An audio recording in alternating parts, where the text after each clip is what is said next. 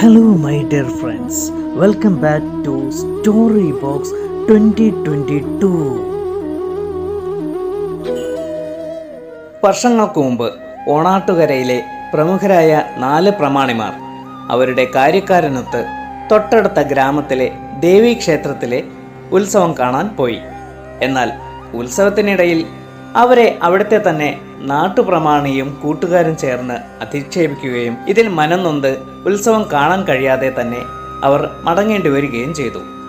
മാർഗമധ്യേ വഴിമണ്ഡപത്തിൽ വെച്ച് തങ്ങൾക്കുണ്ടായ അപമാനത്തിന് പരിഹാരം കാണാൻ തന്നെ തീരുമാനിച്ചു.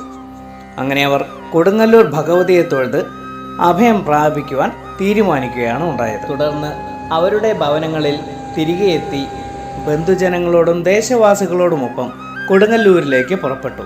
എന്നാൽ അവരുടെ അഭാവത്തിൽ അന്യദേശക്കാർ തങ്ങളുടെ ദേശം കൈയടക്കുവാനുള്ള കൂടാതെ കള്ളന്മാർ മുതലെല്ലാം കട്ടുകൊണ്ടു പോകാനുള്ള സാധ്യതയും മനസ്സിലാക്കിയ ആ മാടമ്പിമാർ കരിപ്പുഴ തോടിന്റെ ഓരത്ത് വെച്ച് പുതുപ്പുരയ്ക്കൽ ആനന്ദവല്ലീശ്വരന്റെ ഇളമുറക്കാരന്റെ സംരക്ഷണത്തിൽ ദേശവാസികളെ തിരിച്ചയച്ചു. പുതിയ ശരി കൊണ്ട ഈ സ്ഥലം പിന്നീട് പുതുശ്ശേരി എന്ന പേരിൽ അറിയപ്പെട്ടു. ശേഷം അവർ 4 പേരും കാര്യക്കാരനുമൊത്ത് കൊടുങ്ങല്ലൂരിൽ എത്തി. അവിടുത്തെ രാജാവിനെ മുഖം കാണിക്കുകയും ക്ഷേത്രത്തിൽ വ്രതാനുഷ്ഠാനങ്ങളോടെ അനേക നാളുകൾ ഭജനിരിക്കുകയും ചെയ്തു. ശേഷം വെളിച്ചപ്പാടിലൂടെ അധികം താമസിയാതെ തന്നെ അവരുടെ സങ്കടത്തിന് അറുതിയുണ്ടാകുമെന്ന് കൊടുങ്ങല്ലൂരമ്മയുടെ അരുളപ്പാടുണ്ടാവുകയും ചെയ്തു.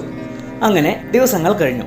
ഒരു സന്ധ്യാനേരത്ത് കരിപ്പുഴ തോടിന്റെ കരയിലുള്ള കടത്തുകാരൻ തന്റെ ജോലി തീർത്ത് വഞ്ചി ഒതുക്കുന്ന നേരത്ത് മറുകരയിൽ നിന്ന് ഒരു വൃദ്ധ വിളിക്കുകയുണ്ടായി. നേരെ ഇരുട്ടി തുടങ്ങി.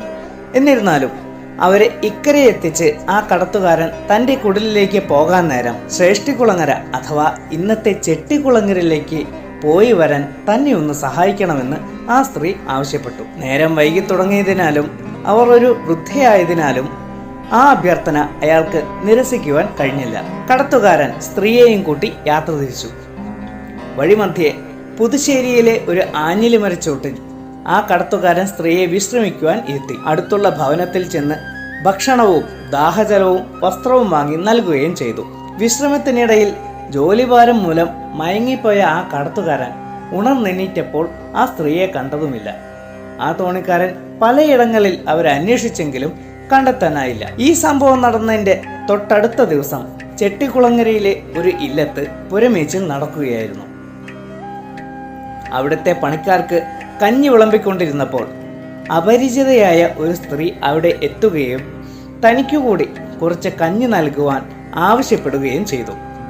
കഞ്ഞി കുടിച്ചതിന് ശേഷം ആ സ്ത്രീ വടക്കുഭാഗത്തുള്ള കുളത്തിലിറങ്ങി മുഖം കഴുകി വടക്കോട്ട് നീങ്ങുകയും ചെയ്തു. എന്നാൽ ആ സമയം അവരെ ശ്രദ്ധിച്ചുകൊണ്ടിരുന്ന ഇല്ലത്തെ അന്തർജനം പിന്നീട് കണ്ടത് ഒരു പ്രകാശം പോലെ അവർ അവിടെ നിന്നും അപ്രത്യക്ഷയാകുന്നതാണ്. അന്തർജനം തൽക്ഷണം ബോധരഹിതയായി വീണു. ബോധം വീണ്ടുകിട്ടിയ അവർ തനിക്കുണ്ടായ അനുഭവം കൂടെയുള്ളവരോട് പറഞ്ഞു.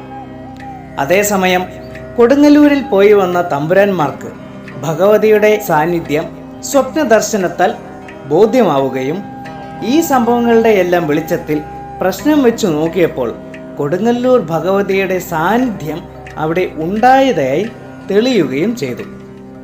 തുടർന്ന് ഓടനാട് നെരിയങ്ങമണ്ണൂർ മഹാരാജാവ് ഇരവി മാർത്താണ്ഡവർമ്മന്റെ ഉത്തരവ് പ്രകാരം ആ പ്രമാണിമാരെ തന്നെ ക്ഷേത്ര നിർമ്മാണ ചുമതല ഏൽപ്പിക്കുകയും ചെയ്തു. ഈ ക്ഷേത്രമാണ് പ്രസിദ്ധമായ നമ്മുടെ ചെട്ടിക്കുളങ്ങര ഭഗവതി ക്ഷേത്രം. ചെട്ടിക്കുളങ്ങര അമ്മയുടെ ഈ ചരിത്രപ്രസിദ്ധമായ കഥ എല്ലാവർക്കും ഇഷ്ടപ്പെട്ടു കാണും എന്ന് തന്നെ ഞാൻ വിചാരിക്കുന്നു. ഇനിയും ഒരുപാട് ചരിത്ര കഥകളും ഗുണപാഠ കഥകളും ഐതിഹ്യ കഥകളും എല്ലാം ഈ ചാനലിലൂടെ നിങ്ങൾക്ക് കാണാം. ഈ ചാനൽ ഇതുവരെ സബ്സ്ക്രൈബ് ചെയ്തില്ലെങ്കിൽ എൻ്റെ പുതിയ കൂട്ടുകാർ എല്ലാവരും മറക്കാതെ തന്നെ ചാനൽ സബ്സ്ക്രൈബും ചെയ്യുക. തൊട്ടടുത്തുള്ള ബെല്ലൈക്കണിൽ ക്ലിക്കും ചെയ്യുക. നിങ്ങളുടെ അഭിപ്രായങ്ങളും നിർദ്ദേശങ്ങളും കമന്റ് ബോക്സിൽ മറക്കാതെ രേഖപ്പെടുത്തുക. അപ്പോൾ നല്ലൊരു കഥയുമായി വീണ്ടും കാണാം. Until then, bye from Storybox 2022.